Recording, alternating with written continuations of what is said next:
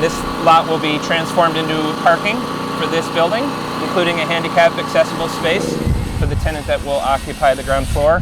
What you're seeing in the back is replacement of the old deck with a new handicap accessible Okay, so deck. this is technically 2 lots. It's technically 2. They'll be merged together, so it'll Okay. be 1 when it's complete. But Got yeah, it. it was technically 2 lots. So yeah, 2 lots, but they'll become 1.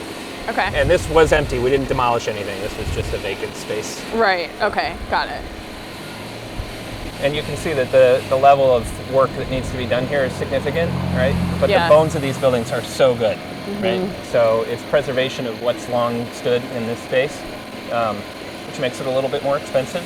But Sure. at the same time, demolition and new construction doesn't come cheap. So I know we were talking about funding earlier, but like, where do you get the money to do that? Because it's all well and good, right? Yeah. But it's costly. it's very costly, and there's always a question around the cost, right? Like when you do the math on this, it's not cheap on a per unit basis, right? It's a $5.4 million project, so 11 units.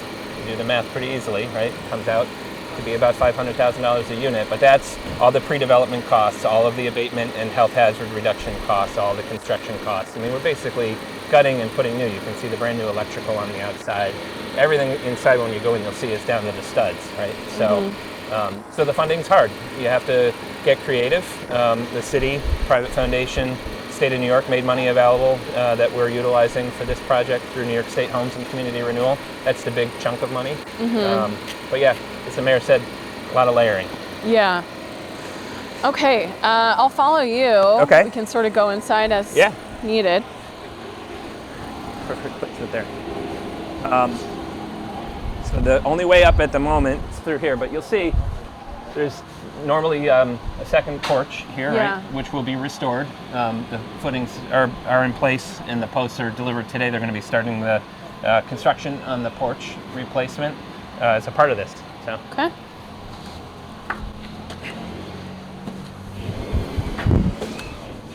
So as you can see, down to the studs, right? Yeah. I mean, everything has been removed from in here, just because these, again, were open and exposed to not only the elements, but squatters and other folks who came in and did a lot of work, a lot of destruction in here. So it needed a whole clean out to begin with, and but we're making quick work of it, right? The work only began in October is like when things started in sort of staging and preparation. But as you can see, framing out a new closet here for the entryway, a new door frame for the door, and windows are going in today, which is great. So it'll start to tighten up this space and preserve it as they work through the next couple months. Yeah, that's huge. Do you ever get donations of building materials? Because that's also a way that people could help out. Sure, not for this project, but certainly is an option and something that we would entertain and pursue for other projects. Note to building material suppliers. That's right, yeah. We are a nonprofit, so every bit helps. That's for sure. right. Yeah. And this, you said, was going to be rentals? Yep, this will all be rental, so single floor apartment and the second one above. So there's 2. five two-families and 1 single family in the project. So 11 units altogether, all rental, in all 3 bedrooms, so they'll all be family size units. We're doing a little bit of reworking. This used to be the doorway to the bedroom. We have since reframed it so that it has a little bit more room, punched a hole in there. Just you think about space today and family needs, trying to make sure we can accommodate those folks that'll live here in the future. Sure, sure. So this one will be handicap accessible, as I said, right? So as you walk through here, you've got your living space, which is a big front parlor area, a big bathroom that will be handicap accessible. So you see the extra wide doorway and bigger space, and then large family kitchen space with a pantry in the back.